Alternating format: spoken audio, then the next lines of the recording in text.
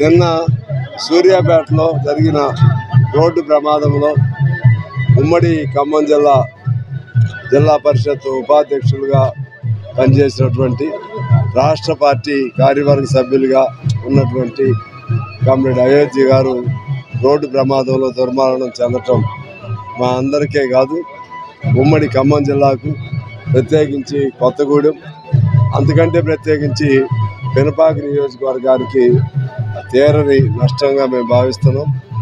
పేద ప్రజల తరఫున ఎటువంటి పోరాటానికైనా సిద్ధంగా ఉండే పోరాట యోధుడు అయోధ్య గారు.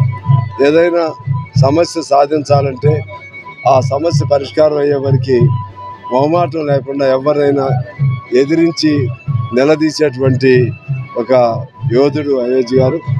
ఇక్కడ BTPS సాధనలో CPI గ్రామాలు అవన్నీ చిక్కుడుకుంట్ల, ఇటువంటి సాంబాయిగూడెం, ఈ గ్రామాలు నష్టం జరిగినా పర్లేదు అనుకుని ప్లాంట్ వస్తే ఈ ప్రాంతానికి బొగ్గు గనులు క్రమేపీ క్షీణిస్తున్న దశలో విద్యుత్ ప్లాంట్ వస్తే ఈ ప్రాంతం అభివృద్ధి చెందిద్దనే ఒక ఆలోచనతో CPI కుటుంబాలన్నింటినీ కూడా నచ్చజెప్పి ఆ విధంగా పెద్ద పోరాట కార్యక్రమం అప్పుడు సెక్రటరీగా ఉన్న చాడా గారు సహకారం తీసుకుని అప్పుడు ముఖ్యమంత్రి కేసీఆర్ ద్వారా అనేక మందికి హక్కులు సాధించడం జరిగింది.